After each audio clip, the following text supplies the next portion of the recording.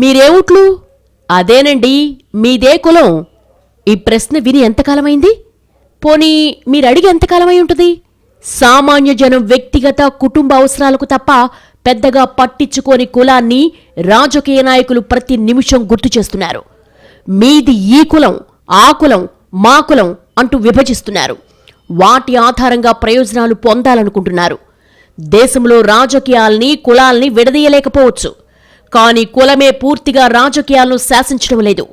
అలా భ్రమపడితే అంతకంటే పొరపాటు మరొకటి లేదు. ఒక నేతను ఎన్నుకోవడంలో అనేక అంశాలు కీలకమవుతున్నాయి. ప్రపంచమంతా గ్లోబల్ విలేజ్గా మారిన తరుణంలో కులం నామమాత్రంగా మారుతోంది. ఇలాంటి సమయంలో కొందరు రాజకీయ నాయకులు కులం ఆధారంగానే ఎదగాలనుకుంటున్నారా? కులంతోనే తమ భవిష్యత్తు ఉందని నమ్ముతున్నారా? కులమే రాజకీయాలు శాసిస్తోందన్న భ్రమలో ఉన్నారా? ఇదే ఈరోజు చైర్మన్స్ డెస్క్.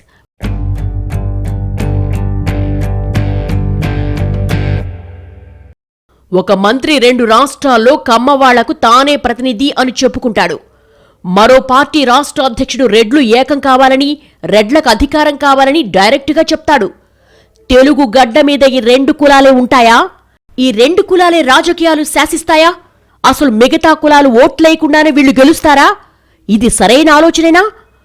పెళ్లి, పేరంటం లాంటి వాటికి కులం పనికొచ్చే అంశం అయ్యుండొచ్చు.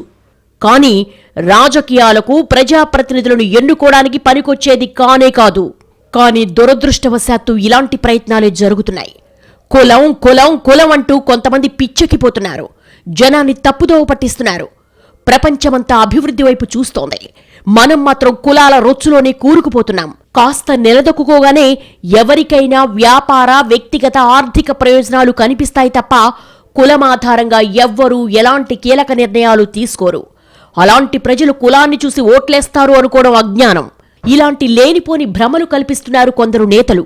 ఇలాంటి నేతలతో 2 రాష్ట్రాలు కులవాదంతో కంపు కొడుతున్నాయి.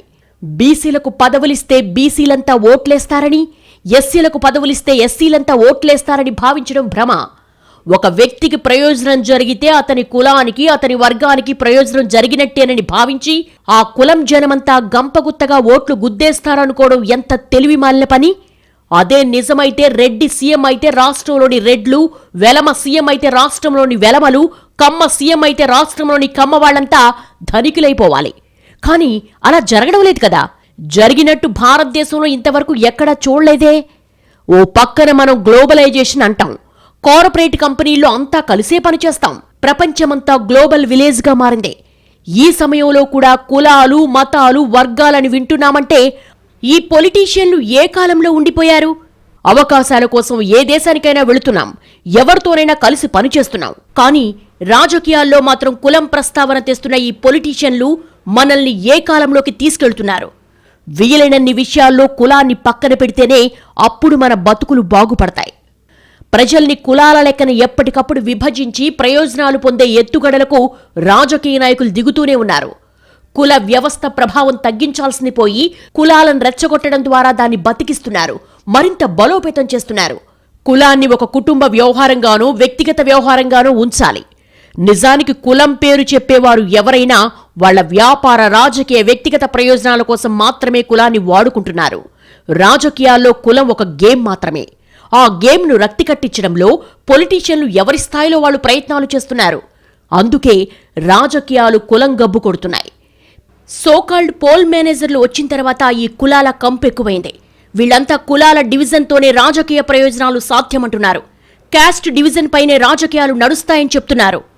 కానీ సమాజంలో కులం ఉన్నప్పటికీ కులాల ప్రాతిపదికన ప్రభుత్వాలు ఏర్పడలేదు. ప్రజలకు సంబంధించిన అనేక అంశాలు నిర్ణయాత్మక స్థానంలో ఉంటున్నాయి. ప్రజా సంక్షేమం, ప్రాంతీయ ప్రయోజనాల ఆధారంగానే ప్రభుత్వాలు ఏర్పడుతున్నాయి. వీటిపై తప్ప తెలుగు రాష్ట్రాల్లో కులమతాల ఆధారంగా ఎన్నికల్లో గెలుపోటములు చాలా తక్కువ. దేశంలో యూపీ, బీహార్ లాంటి రాష్ట్రాల్లో కులాల గోల చాలా ఎక్కువగా ఉంటుంది. అక్కడే కాదు, కర్ణాటకలో కొంతవరకు కులాల విభజన వర్కౌట్ అయి ఉండొచ్చు. కానీ ఆ దరిద్రాన్ని ఇక్కడ కూడా తెస్తున్నారు. ఇక్కడ రాజకీయాలను కులాల ఆధారంగా చెయ్యాలనుకుంటున్నారు. ప్రధాన కులాల మధ్య వైరాన్ని తెచ్చి లాభపడాలని చూస్తున్నారు. ఒక్క కులాన్ని దూరం చేస్తే ఆ కులాన్ని వ్యతిరేకించే మిగిలిన కులాలు దగ్గరై బలం పెరుగుతుందని అంచనా వేస్తున్నారు. యూపీలో యాదవులపై శత్రుత్వాన్ని పెంచినట్టే, గుజరాత్లో పటేల్స్ విషయంలో జరిగినట్టే ఇక్కడ రకరకాల ఈక్వేషన్స్ వేస్తున్నారు. పొలిటికల్ పార్టీలు కూడా ఈ ట్రాప్లో పడుతున్నాయి. అలాగే ఓ కులమంతా ఒక పార్టీకే ఓటేస్తారని నమ్మడం, పదవుల్లో ఓ కులాన్ని బ్యాన్ చేయడం ద్వారా జనాల్ని విడదీసి పాలించే స్ట్రాటజీ, ఇవన్నీ వర్కౌట్ అవుతాయని ఖచ్చితంగా చెప్పలేం. జనాలకు సమస్యలను తీర్చే నేతలు కావాలి, ఉద్యోగాలిచ్చే నేతలు రావాలి, మౌలిక సదుపాయాలు కల్పించే ప్రభుత్వాలు కావాలి, రోడ్లెయ్యాలి, కరెంట్ ఇవ్వాలి, నీళ్లివ్వాలి, రవాణా సదుపాయాలు కల్పించాలి, విద్య వైద్య సదుపాయాలు మెరుగుపరచాలి. ఇవన్నీ ప్రజల అవసరాలు. కానీ వీటిని పట్టించుకోని నేతలకు కేవలం ఫలానా లీడర్ మా కులం వాడే అనుకుని ఓట్లేస్తున్న వాళ్ల సంఖ్య చాలా స్వల్పంగా ఉంటుంది. సమాజం మారింది. కులం మతం లాంటి అంశాలను దాటి ఎదుగుతోంది. ఈ రెండు వ్యక్తిగతం మాత్రమే అర్థం చేసుకోవడం నాగరికం. మతం సంగతి ఎలా ఉన్నా కులాన్ని వదుల్చుకోవడం ఇంకా ఆరోగ్యకరం. అప్పుడే మనిషిగా విశాలమవుతారు. అంతేకాని నేను నా కులం మనోళ్లు ఇలా గిరిగీసుకుని చెప్పే మాటలు, అలాంటి నమ్మకాలు ప్రజలకే కాదు ఆ నేతలకు కూడా నష్టాన్ని కలిగిస్తాయి. ఆ విషయాన్ని ఎంత త్వరగా గ్రహిస్తే అంత మంచిది. కులం పేరు చెప్పుకుంటే అధికారం రాదని చరిత్ర స్పష్టంగా చెబుతున్నా నేతలు మాత్రం వారి ప్రయత్నాలు మానడం లేదు. కులం ఆధారంగా లెక్కలేయడం మానడం లేదు. పరిణితి చెందిన రాజకీయం ఎప్పుడూ ఒకే కులానికి అంటకాగదు. ఏ పార్టీ అయినా ఓ కులాన్ని నమ్ముకుంటే నిండా మునిగినట్టే. టీడీపీ వాళ్ళు జగన్ రెడ్డి అని ఒత్తి పలుకుతారు. వైసీపీ వాళ్ళు చంద్రబాబు చౌదరి, పవన్ నాయుడు అంటారు. నిజానికి కాంగ్రెస్ వైసీపీలు రెడ్లను, టీడీపీ కమ్మవాళ్లను, టీఆర్ఎస్ వెలమలను మాత్రమే నమ్ముకుని పార్టీలు నడిపితే అవి ఏనాడో కాలగర్భంలో కలిసిపోయేవి. చిరంజీవి పీఆర్పీ పెట్టినప్పుడు ఆ పార్టీని కాపుల పార్టీగా తీవ్రమైన ప్రచారం చేశారు. కుల పార్టీగా ముద్ర వేశారు. ఆ ప్రచారం తెలియకుండానే పీఆర్పీకి తీవ్ర నష్టం కలిగించింది. అందుకే మిగిలిన కులాలు దూరమైపోయారనే వాదనలున్నాయి. గతంలో కులాల వెంట పోయిన ప్రతి నేత నష్టపోయాడు. ఎందుకంటే లీడర్ అనేవాడు యూనివర్సల్గా ఉంటాడు. ఏ కులాన్ని మీద వేసుకోడు, ఒక గుంపుకు పరిమితమైపోడు. అంతర్లీనంగా కులం ఉంటుందే తప్ప తెల్లారి లేచిన దగ్గర నుంచి అదే అజెండాగా పార్టీలు పనిచేయవు. కులాల్ని, కుల విభజనల్ని నమ్ముకొని పార్టీలు నడిపేవాళ్లు ఎల్లకాలం మనుగడ సాగించలేరు. అంతర్లీనంగా సొంత కులంపై అభిమానమున్నా, సామాజిక దృక్పథం, సమగ్ర అభివృద్ధిపై అవగాహన, ఆకాంక్ష ఉన్నవాళ్లే మనుగడ సాగిస్తారు. కానీ దురదృష్టవశాత్తు తెలుగు రాష్ట్రాల్లో కుల రాజకీయాలు జోరందుకుంటున్నాయి. కులం పేరుతో మాటల తూటాలు పేలుతున్నాయి. ఓ పార్టీ రెడ్లకు, ఓ పార్టీ కమ్మ కులానికి, ఒకటి కాపులకు, ఒకటి వెలమకు అన్నట్టుగా కొందరు నేతలు ప్రచారం చేస్తున్నారు. ఇది ఏమాత్రం సరైన విషయం కాదు. దేశవ్యాప్తంగా బలపడాలన్న వ్యూహంతో పనిచేస్తున్న బీజేపీ ఒక్కో రాష్ట్రంలో ఒక్కో వ్యూహం అనుసరిస్తోంది. ఏపీ దగ్గరకొచ్చేసరికి తనకు అచ్చొచ్చిన హిందుత్వ ఎజెండాతో పాటు కుల సమీకరణాలను కూడా కదిపే ప్రయత్నం చేసింది. బలమైన ఓటు బ్యాంకుగా ఉన్న కాపుల్ని ఆకర్షించగలిగితే తమకు తిరుగుండదనేది మొదట్నుంచి కమలనాథుల ఆలోచన. ఇది కొంతవరకు కులాల తేనెతుట్టెను కదిపి అంతర్లీనంగా ఉన్న కుల స్పృహను రోడ్లపైకొచ్చేలా చేసుండొచ్చు. నిజానికి ఏపీలో కులం స్వల్పంగా ప్రభావం చూపినా తెలంగాణలో అది మరీ తక్కువ. కానీ కేవలం కులంతోనే తెలుగు గడ్డ మీద అధికారం వచ్చిన దాఖలాలు అసలే లేవు. ఒకే కులాన్ని పట్టుకుని వేలాడిన వాళ్లు ఎప్పటికైనా ఆ కులనాయకుడిగానే మిగిలిపోయారు. దీనికి చరిత్రలో చాలా ఉదాహరణలున్నాయి. బీసీలు పార్టీకి పెట్టని కోటలా ఉండడం వల్లే టీడీపీ అనేక విజయాలు సాధించగలిగింది. కాంగ్రెస్ కూడా మొదట్నుంచి రెడ్ల పార్టీగా ప్రచారం జరిగినా ఎస్సీ, ఎస్టీలో ఆ పార్టీకి మొదట్నుంచి అండగా ఉన్నారు. కులమాధారంగా ప్రజలు ఓట్లేయలేదన్న విషయం స్పష్టంగా అర్థమవుతుంది. ఉమ్మడి రాష్ట్రంలో మొదట్నుంచి 2 కులాలకే సీఎం పీఠం దక్కిందని చెబుతూ ఉంటారు.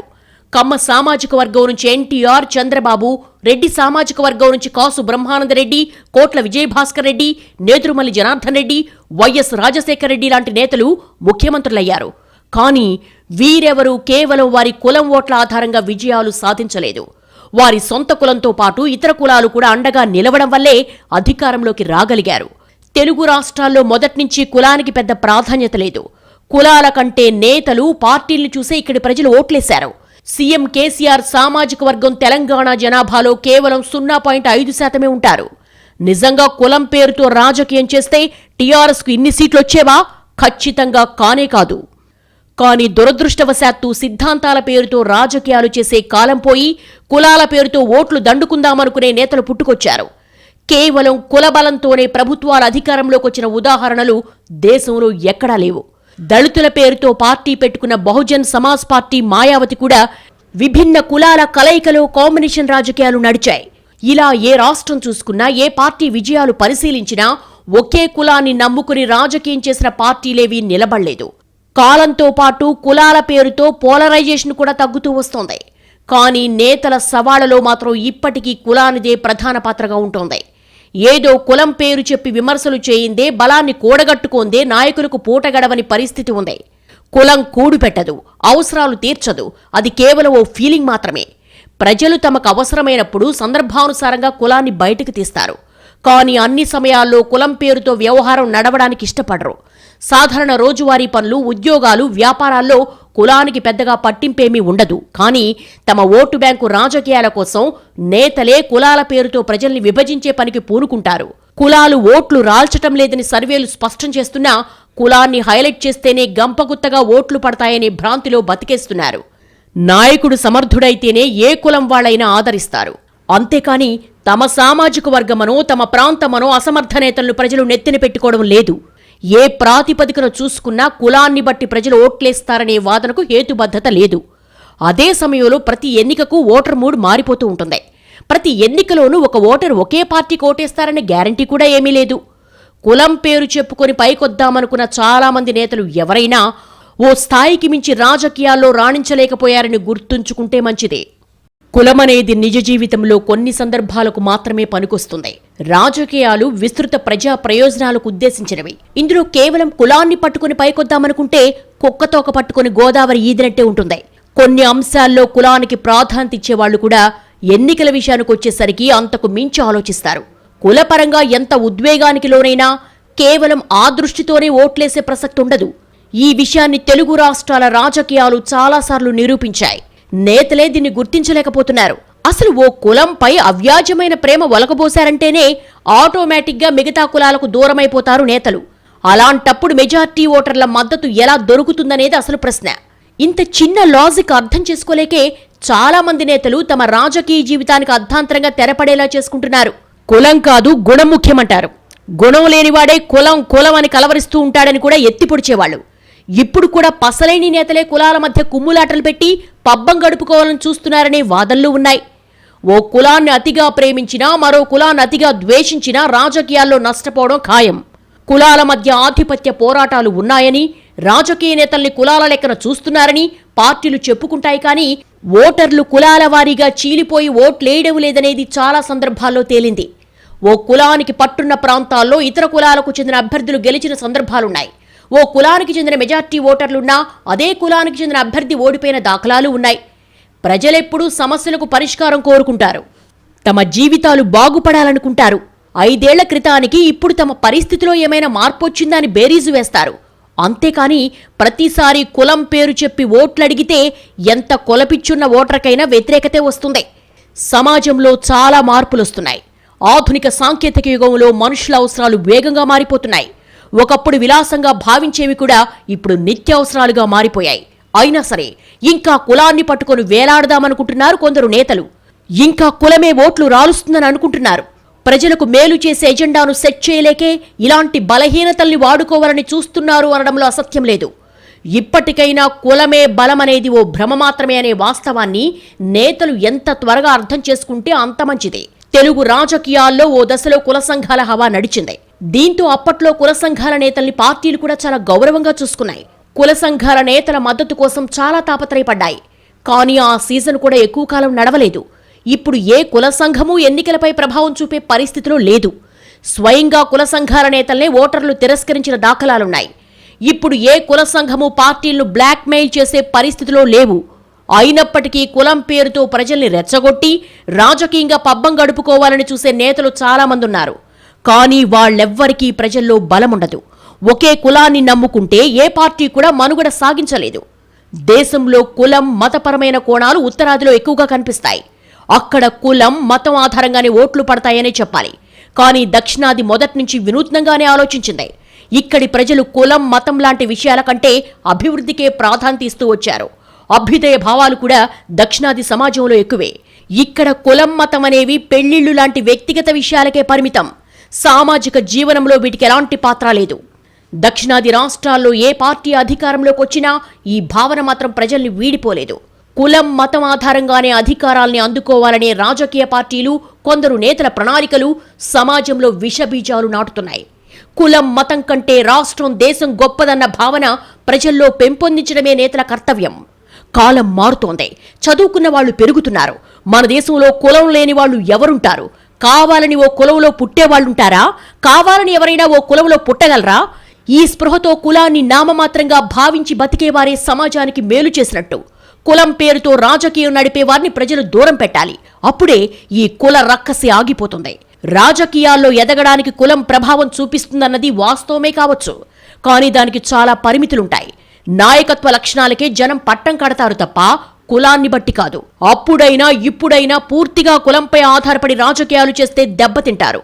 ఒకే కమ్యూనిటీ ఓట్ల మీద ఆధారపడి అధికార పీఠం ఎక్కిన రాజకీయ పార్టీ దేశ చరిత్రలో ఒక్కటి కూడా లేదు. కులం, రాజకీయం అవసరాల్ని బట్టి అడుగులేస్తాయి తప్ప ఒకదానికొకటి కట్టుబడి ఉండవన్నది చరిత్ర చెప్తున్న సత్యం. రాజకీయాల్లో నాయకులే కాదు, ప్రజలు కూడా పార్టీలను కులాలను బట్టి చూడరు. పార్టీలకు కులాల్ని ఆపాదించడం మాట్లాడుకోవడానికి బాగానే ఉంటుంది తప్ప దాన్ని పట్టుకుని అధికారంలోకి రావడం మాత్రం సాధ్యం కాదు.